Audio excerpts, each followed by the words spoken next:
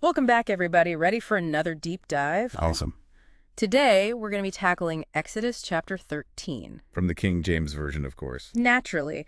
And to add some extra depth, we'll be referencing Matthew Henry's commentary from the 1700s. Such a classic. Oh, absolutely. It always brings a fresh perspective. For sure. So Exodus 13, this chapter is packed with powerful concepts. We're talking about sanctification, Remembrance. redemption. And the always intriguing mystery of divine guidance. It really makes you think, doesn't it? Like, have you ever wondered why some traditions manage to stick around for centuries? Oh, yeah, I know what you mean. Exodus 13 offers some really interesting clues about that. It really does. Right from the very beginning, we bump into this concept of sanctification. The sanctification of the firstborn. Humans and animals, both. Right, both. It's pretty striking when you think about it. It is. What's the historical significance of this whole practice? Well, you got to remember that in ancient societies, the firstborn held this super unique position. Like the golden child. Yeah, kinda. They were considered the most valuable, The future of the family line. Exactly. Often inheriting leadership roles and all that. So dedicating them to God, that was a huge deal. It was like saying, hey, everything actually belongs to you. Right. Acknowledging a higher power. Yeah. Offering your most prized possession as tribute. And this dedication was happening right as the Israelites are embarking on this massive journey, their journey to the Promised Land. With all its challenges. Oh, for sure. God specifically mentions the Canaanites, The Hittites. Amorites, Hivites, and Jebusites. All the ites. Right. All the people whose land they're about to inherit. Heavy stuff. And then this idea of sacrifice, it kind of leads us right into another major theme here, right? The Feast of Unleavened Bread. Oh, absolutely. It's directly connected to the Israelites' escape from Egypt. That dramatic exodus, no time for the bread to rise. Literally. They had to get out of Dodge fast. Talk about a reminder of their liberation. And the urgency of it all. So unleavened bread, it's a symbol of that urgency. But maybe also the purity of their newfound freedom.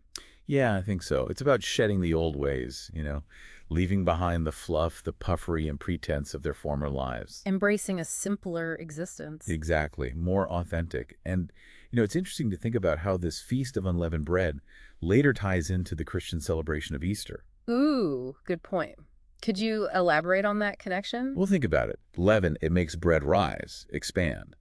But here, it represents the stuff that weighs us down, the sin, if you will, that puffs us up with pride and ego. I see. Removing leaven is like a spiritual cleanse. Exactly. Making space for growth, for humility. Yeah. Just like the Israelites leaving Egypt, right? Starting fresh. Starting fresh, a new beginning. Powerful stuff. And then verse 9, it takes this idea of remembrance a step further. It talks about the law being, quote, upon thine hand and between thine eyes. Ah, yes. A physical reminder of faith, of obedience. We see echoes of this even today. In so many ways. Think of religious symbols, or even just the personal reminders we set for ourselves. It's about keeping important things top of mind. Keeping those values front and center. Pretty cool how those ancient practices resonate even now. But this next part, this raises some questions for me. Dude. The redemption of the firstborn. Why a lamb? What's the significance there? Good question. Well, the lamb was often seen as this pure, innocent creature. The symbol of sacrifice. Exactly. Atonement. A life offered in place of another. It prefigures a central idea in Christian theology, actually. Oh. Tell me more. The concept of Jesus as the Lamb of God who takes away the sins of the world. Wow. So this act of redeeming the firstborn with a lamb, it's like a foreshadowing of Christ's sacrifice and the idea of salvation. It is. It highlights how everything in the Bible is so interconnected, these intricate layers of meaning. But God doesn't always choose the most straightforward path, does he? Definitely not. Why lead the Israelites through the wilderness? Why not take the shorter, easier route to Canaan? Right. Well, verse 17 mentions avoiding war with the Philistines. The Philistines. Powerful force back then. The Israelites, fresh out of slavery, probably weren't ready for that kind of conflict. Makes sense. But honestly, I feel like there's got to be more to it than just military strategy. I agree. This wilderness experience, it feels way deeper than that. Like it holds a bigger meaning. What do you think? Well, think about it. The wilderness was this place of testing, of refinement. That's where the Israelites truly learned to rely on God. To depend on him for everything. And to build a strong, unified identity as a people. It wasn't just about reaching the destination. It was about the journey itself. The transformation that happened along the way. Have you ever felt like you were on a detour in your own life? Oh, yeah, all the time. That feeling of, why am I on this path? Why is this taking so long? Exactly. Maybe, like the Israelites, we're being guided on a route that will shape us. Even if it's not the most comfortable route, even if it feels like a million miles out of the way. So true. So much to ponder there. And speaking of journeys, what about Moses carrying Joseph's bones? Ah, yes. That little detail it's easy to overlook. But why was it so important? Well, Joseph made the Israelites promise to bring his bones back to Canaan. Ah, right, a promise across generations. It speaks volumes about honoring those promises, even after someone's gone. Ancestor veneration, it was a big deal back then. And Moses, a man of his word, made sure that promise was kept. That's powerful. God's faithfulness spanning across generations, it's all connected. And then we come to those powerful images in the final verses. The pillars of guidance. A pillar of cloud by day, a pillar of fire by night. Wow, what a visual. So striking. Imagine that, right? Hmm. This constant, visible reminder of God's presence, protection, and direction. Must have been so reassuring. Absolutely. Imagine being surrounded by wilderness and then seeing this pillar of fire lighting up the night. Talk about a confidence boost. What did Matthew Henry have to say about all of this? Well, he emphasized the constancy of God's presence. The fact that the pillar never left them. Ah, yes. Unwavering support even when they were surrounded by uncertainty. Like a beacon of hope in the midst of darkness. It really drives home the point that even when we feel lost, we're not alone. Exactly. We might not have a literal pillar of fire to follow, but that sense of guidance that can still be found. Absolutely. I think this is a great place to pause and reflect on what we've covered so far. What are your initial thoughts on this first part of Exodus 13? Anything that really stands out to you? Honestly, it's hard to choose. There's so much here. But the whole concept of God's constant presence, that really resonates with me. That and the idea that sometimes those detours, those wilderness experiences are actually part of a bigger plan. Shaping us, refining us. Precisely. Making us stronger. It's a powerful message. What about you? What sticks out to you the most? Yeah, it's really comforting, isn't it, to think about that kind of unwavering support. Totally. And Matthew Henry had some really interesting insights about those final verses, the ones with the pillar of cloud and fire. Oh, yeah. What did he have to say? Well, he really emphasized that constant presence. He pointed out that the pillar, it never actually left the Israelites. You're always there. Always there, symbolizing that unwavering support, even when they were, surrounded by uncertainty and doubt. Wow, that's a powerful image. It really makes you think about how even when we feel lost or alone, we're not truly alone, are we? No, not at all. We might not have that, literal pillar of fire to guide us. Right, right. But that sense of guidance, that can still be found. Absolutely. I love that. And it makes me think about Henry's comments about the Passover meal, too. Oh, interesting. What about it? Well, he saw the strong connection between the Israelites celebrating Passover every year and Christians practicing Holy Communion. Ah, yes. Two different traditions, but both serving as these tangible reminders, right? Of God's liberating power. In redemption. It's fascinating, isn't it? It is. Like, both traditions are using this physical act, a meal, to connect to something much deeper. Exactly. And within that Passover meal, the unleavened bread. Oh, yeah, so much symbolism packed into that. Right. Henry reminds us it's not just about, the quick exit from Egypt. It also points to the purity of that newfound freedom they were experiencing. Leaving the old stuff behind. The puffery, like we were talking about before. The things that don't really matter. Exactly. Henry suggests that the absence of leaven symbolizes this purging, casting off those shackles of slavery, those old ways of thinking and being. It's such a powerful metaphor, isn't it? For anyone who's ever felt burdened, weighed down. Totally. It makes you think about your own life, What's that leaven you might need to get rid of? What's holding you back? Questions. And this leads us to another point Henry brought up, that whole thing about God leading his people on this roundabout route, Ah, yes. The wilderness experience, it's such a powerful metaphor, not just in scripture, but in life, too. Totally. It's like, why not just take the shortcut, the easier path? Right. But Henry pointed out that God often chooses a path that leads us through, trials and challenges. Not to punish us. No, not at all. But to prepare us. It's like sometimes the straightest path isn't the one that helps us grow the most. Exactly. Yeah. Henry emphasized that those trials, they're not there to break us. They're designed to build us up. To refine us. Strengthen our faith. Yeah. Make us rely on God more. Do you think, back then, the Israelites wandering in the desert, understood any of this. Honestly, who knows? It's hard to say. But we do know that wilderness, with all its hardships, it shaped them. It became this crucible for their spiritual growth. So it's not about avoiding hardship altogether, right? It's Yeah. about navigating it, learning from it. And knowing that, even in those tough times, God's with us. Every step of the way. It's so powerful. And Henry also made this interesting observation about how this shared experience, this wilderness journey, it affected the Israelites as a community. Oh, yeah, he talked about that. What did he say again? Well, he said it often unifies God's people. When you're facing a shared challenge, you draw closer together. You need each other. Exactly. It's like that saying, adversity doesn't build character, it reveals it. Maybe that struggle, that shared experience, it reveals our best selves too.